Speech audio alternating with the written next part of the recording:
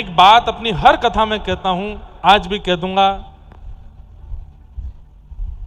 प्रेम logical नहीं होता। तो आगे सुनिए यहाँ पर एक बात कही गई, क्या कहा, रसिक लास्ट तक प्रीतम जरूर बने रहें। हित चित्त की बातें श्री गिरधारी जी से कही है। गिरिराज जी का एक नियम है जो बहुत लोगों को नहीं पता। गिरिराज जी की परिक्रमा करो, गिरिराज जी को दंडोत करो, गिरिराज जी की रज माथे से लगाओ, फिर जो भीतर वाली परिक्रमा है, कच्ची परिक्रमा, वहां से गिरिराज जी के नेक समीप जाकर के, जहां श्री गिरिराज जी प्रारंभ होते हैं, वहां जाकर के एकांत में बैठो और अपने मन की जितनी बातें हैं सब गिरिराज जी को सुनाओ।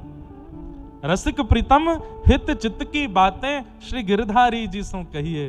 तलहटी को ब्रजवासियों ने क्या किया, जब 56 भोग लगाए गए और उसके बाद इंद्र को जब पता चला कि मेरी पूजा बंद कर दी, तो मूसलाधार बारिश जब बरसने लगी, तब ब्रजवासियों ने क्या किया, सब लोग हाथ जोड़ करके श्री गिरिराज जी के सामने बैठ गए और सब अपने मन की बात कहने लगे। हे गोवर्धन नाथ, हमने अपराध नहीं कियो, हमने तो आपको नारायण जान करके वह इंद्र की पूजा बंद करके आपकी पूजा हमारी करी कि आपको पूजवे थे 33 कोटि देवतान की पूजा होएगी, आप नारायण हैं या इंद्र ते हमारी रक्षा करो। जैसे ही ब्रजवासियों ने कही इंद्र ते हमारी रक्षा करो, श्री गिरिराज पर्वत ऐसा है गयो जैसे कोई रुई को फोहा। रुई को फोहा समझे? रुई को फोहा को उठावे में कोई ताकत लगे नहीं कि मैं उठ जाए, छोटो से बालक भी उठा ले। गिरिराज जी ऐसे है कि रुई के पोहा, और इतने में 7 बरस के ठाकुर जी ने जाए करके 7 कोस लंबे चौड़े गिरिराज पर्वत को अपने बाम हस्त की कन्नी उंगली के नख पर धारण कर लियो और सब ब्रजवासी इनकी रक्षा है। ये बात हम क्यों समझा रहे हैं आपको?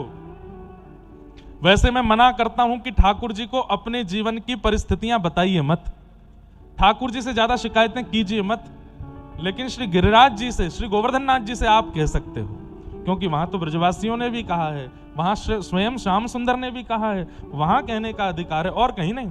राधा रमन जी से मत कहिएगा, राधा वल्लभ जी से नहीं, बिहारी जी से नहीं, दामोदर जी से नहीं, गोविंद देव जी से नहीं, जगन्नाथ जी से नहीं, लेकिन गिरिराज जी से आप कह सकते हो कि नाथ। और एक बात बोलूं, एक संपुट लगाइएगा, क्या? जो भी परिस्थिति है पीड़ा की, उस पीड़ा की परिस्थिति को बताने के बाद एक बात कह दीजिएगा कि हे गिरिराज बाबा, इससे मेरा जीवन, मेरा घर, मेरा परिवार, मेरा भविष्य तो घाटे में है ही, इनके कारण मैं आपका भजन भी नहीं कर पा रहा हूं, मैं कथा भी नहीं सुन पा रहा हूं, मैं मंदिर भी नहीं जा पा रहा हूं, मैं कीर्तन भी नहीं कर पा रहा हूं, मैं तिलक भी नहीं लगा पा रहा हूं, भक्ति में बाधा बन रही है ये सारी प्रक्रिया। ऐसा कहकर के गिरिराज जी से प्रार्थना करेंगे तो श्री गिरिराज बाबा जल्दी संकट दूर करते हैं। ऐसे श्री गोवर्धन नाथ है। और भैया ने धीमे धीमे बैठा दे करो बिना हल्ला के। क्या बता रहा था मैं? हाँ, गिरिराज जी से प्रार्थना करो और प्रार्थना करने के बाद मेरो भजन बढ़े, आपके प्रति निष्ठा बढ़े, आपके प्रति प्रेम बढ़े, व्रज के प्रति मेरो प्रेम बढ़े, ऐसी भावना से हे गिरिराज बाबा मैं आपको प्रणाम करूं, अब मैं परिक्रमा दूंगा। बिल्कुल अभिमान शून्य होकर के आप गिरिराज जी की परिक्रमा देंगे।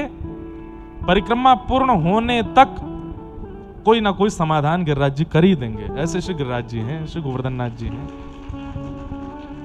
और एक बात और बताऊं, अगर आपका संकट, आपके ऊपर आई हुई विपत्ति 5 दिन रहनी ही रहनी है, तो आप रोज योजना बनाओगे, गिरिराज जी पहुंचे नहीं पाओगे, 5 दिन बाद ही पहुंचोगे। गिरिराज जी कह देंगे भाई 5 दिन का तो तुझे भोगना ही पड़ेगा, पहले भाई भोग के आ। ऐसे श्री गिरिराज जी हैं। सब ब्रजवासी ने जाके प्रणाम कियो। श्री ठाकुर जी ने 7 कोस लंबे चौड़े गिरिराज जी अपने बाम हस्त की कन्नी उंगली पर धारण कर लिए। सब ब्रजवासी ने आया करके अपनी छड़ी लगाई ली। ठाकुर जी ने जैसे देखी ब्रजवासी अपनी छड़ी लगा रहे हैं, ठाकुर जी बोले जे क्या कर रहे हो भैया? लाला हमने छड़ी लगा ली है, गिरिराज बाबा टिक गए हो, अब तू उंगली नीचे कर ले। ठाकुर जी बोले 2-4 किलो को पर्वत ना है, 7 कोस लंबो, 7 कोस चौड़ो, 7 कोस ऊंचो। अब तो गिरिराज जी का शिखर दिखता है, केवल छोटे से हो गए गिरिराज जी, नहीं तो आपकी जो ये पूरी ये अरावली हिल्स की जो श्रृंखला है, इसमें सबसे बड़े पर्वती श्री गिरिराज जी थे। रोज तिल भर भीतर जा रहे हैं पृथ्वी में। ठाकुर जी ने जब धारण किए थे तो कहते हैं कि गिरिराज जी उठावे के कारण गिरिराज जी पर अगर सूर्य चंद्र की किरण पड़ी होगी तो वाकई छाया यमुना जी तक गई, वृंदावन की यमुना जी तक। इतने ऊंचे गिरिराज जी। जब वृंदावन में ठाकुर जी वास कर रहे तो यशोदा मैया कभी कभी ऊंची अटारी पर चढ़ के गिरिराज जी को देख लेती कि लाला गैया चरा रहे कि नहीं। इतने ऊंचे गिरिराज जी की वृंदावन तक दिखते थे। इतने बड़े पर्वत ठाकुर जी 7 वर्ष के लाला ने यूं उठा लिए, और वहां के नीचे सब ब्रजवासी छड़ी लगा रहे हैं, कह रहे हैं लाला अपनी उंगली नीचे कर ले, हमने धारण कर लियो। ठाकुर जी बोले तुम्हारी छड़ी इन पर टिक रहे हैं जी गिरिराज जी, 7 कोस लंबे चौड़े ऊंचे गिरिराज जी, तुम्हारी छड़ी इनको बाहर सह लेगी। बोले लाला हमारी छड़ी तो फिर भी मोटी है, तेरी तो उंगली नेक्सी सी है, यहाँ पे गिरिराज जी टिक रहे होंगे का, चल नीचे कर ले। ठाकुर जी बोले मैं सच में नीचे कर लूंगा। बोले कर ले, हमने छड़ी लगा ली है। और सब अदबद के खड़े हो गए पकड़ करके। जैसे ही ठाकुर जी ने अपनो नेक उंगली नीचे करी महाराज, चट चट चट चट सबकी छड़ियां टूटने लगी, गड़गड़ करके श्री गिरिराज जी नीचे आने लगे। लाला संभाल संभाल संभाल, ठाकुर जी ने फिरते उंगली लगाई। अब तो सब ब्रजवासी इनकी छड़ी टूट टाट गई, सब रे अपनी छड़ी इनको देख रहे हैं और फिर लाला की उंगली की तरफ देख रहे हैं। लाला जे सांची में तेरी उंगली पे ही टिक रहे हैं।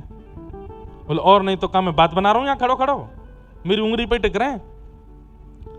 लाला तू नेक सो तेरो हाथ और नेक सो तेरी उंगली और नेक सी, इतना बड़ा पर्वत तेने कैसे उठाई लियो। ठाकुर जी बोले हम जय जय हैं। कौन है? वाह, हमने जब से ये बात बताई है सब हमको ही जय जय बोलने लगे। हम ना है लाला जय जय लाला, ठाकुर जी जय जय। ठाकुर जी बोले हम जय जय हैं। ब्रजवासी बोले काकई काकई काकई लाला तेने, कौन है तू? बोले मैं जय जय हूं। अरे हम बे बात बनावे जय जय, ऐसा का काम कर दियो तेने जो तू जय जय? मैंने पूतना मारी, मैंने अघासुर बकासुर धेनुकासुर सबरे मारे, मैंने कालिया नाग भगाई दियो मैंने जमुना जी ते, और आज यह ब्रजमंडल पे संकट आया तो मैंने गिरिराज जी उठाई लिए। इतना सब कुछ करवे के बाद भी तुम्हें भरोसा ना है कि मैं जय जय हूं? ब्रजवासी बोले बस बस बस बस, ज्यादा बात मत बनावे, बने जय जय हमारी जान को, जय जय हूं मैं। अरे लाला ये तो गरीमत है या ब्रज की, कि या ब्रज में बिना पुण्य के जो भी प्रवेश करेगो वाके प्राण निकर ही जाएंगे। पूतना अघासुर बकासुर धेनुकासुर कालिया नाग आदि आदि जितने भी आए, इनने पुण्य तो जीवन में क्यों नहीं घुसे आए ब्रज में, और वह ब्रज में बिना पुण्य के आए गए तो इनके प्राण निकरने लगे। और जैसे ही प्राण निकरवे वारे वही समय तू पहुंच गया वहां पे, और मरे मरा इनमें डंडा मार के गए मैंने मारे।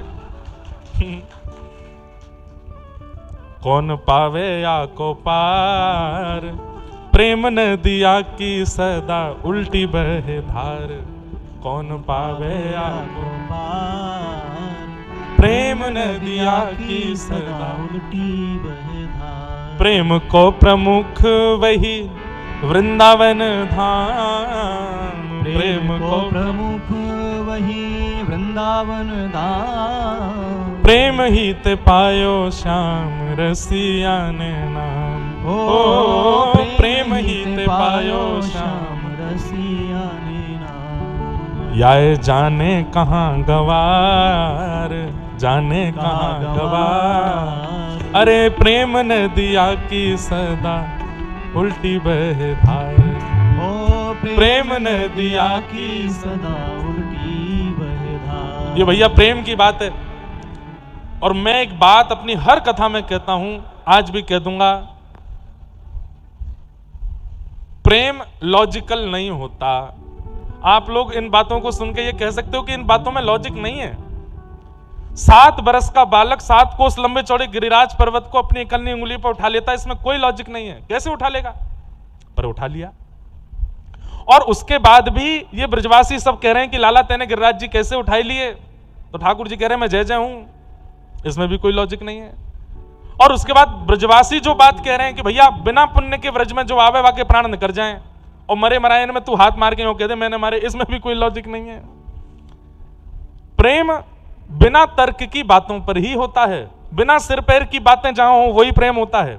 जहां सिर पैर होता है वो तो ज्ञानियों की बात है, जहां बिना सिर पैर की बात। अब छोटे बच्चे से आप बात करते हो, सिर पैर की बात करते हो? 3 साल के बच्चे से जाकर के बोलो, ए सुन, बोले क्या ज्यादा लाइट मत जलाया कर, तेरे को पता कितना बिल आता महीने का? वो पिताजी को देखेगा, पिताजी क्या बोल रहे हो आप, ये बिल विल मुझे नहीं पता। पानी के नल मत खोल के रखा कर, तुझे पता पानी कितना महंगा आता है, नगर पालिका वाले भेजते नहीं। माता जी कहते हैं कि तुझे पता है 25,000 की साड़ी है, फाड़ा मत कर इसको, इस पे ये मत किया कर। गोद में जब लेती हूं तो कुछ लगा करे पेट में गड़बड़ तो बोल दिया कर। बालक कहेगा ये सब क्या बातें हैं माता जी, वो छोटा बालक है, उससे लॉजिकल बातें नहीं होती, उससे कैसी बात होती है। पिताजी आते हैं दफ्तर से और छोटे से बालक से कहते हैं चलो आज दोनों लड़ेंगे। अब छोटा बालक जाता है और छोटे से हाथ से अपने पिताजी का स्पर्श करता, पिताजी 3 कलामंडी खा के गिर जाते हैं। अरे मेरा बेटा कितना बलवान हो गया। फिर वो बालक हंसता है जोर से कि मैंने अपने पिताजी को गेर दिया।